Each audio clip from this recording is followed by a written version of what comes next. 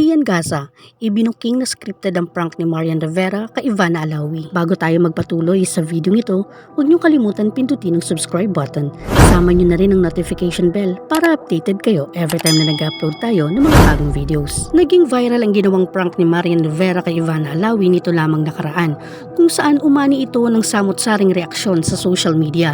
Ang nasabing prank ay pinangunahan o planado umano ng mga kapatid ni Ivana na si Mona at Ash Alawi. Sila umano ang mastermind at wala daw kaalam-alam si Ivana sa plano ng mga ito.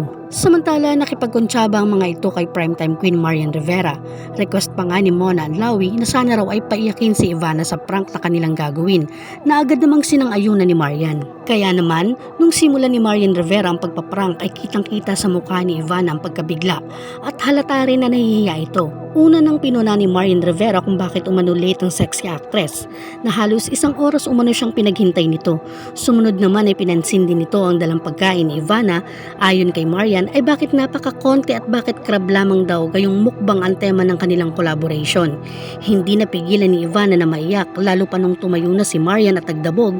Anya, pinaghintay niya pa raw ang mga anak niya pagkatapos ay ganoong klaseng collab lamang daw pala. Lalo namang napaiyak si Ivana noong sinabi ni Kapuso primetime queen na umalis na sila.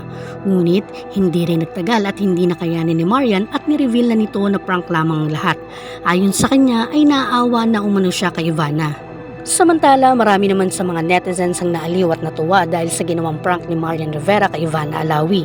Ngunit umalma si Christian Gaza sa naturang prank. Ayon pa sa kanya, hindi umano siya naniniwala na naprank si Ivana, lalo pa at kilalang prankster din daw ito, at karamihan sa mga content nito ay prank, kaya ayon sa kanya ay scripted umano ang collaboration ng dalawa. Ayon naman sa kanilang mga fans sa tagahanga ay hindi umano sila naniniwalang scripted ang naturang prank. Ngunit, komento naman ng ilang netizens, maaaring si Marian Rivera ang totoong na prank.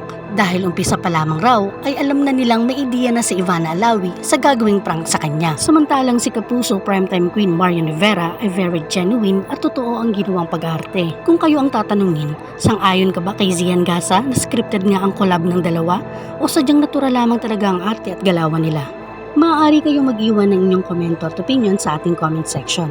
Kung nagustuhan nyo ang video nito, huwag nyo kalimutan pindutin ang subscribe button. Sama nyo na rin ang notification bell para updated kayo every time na nag-upload tayo ng mga bagong videos.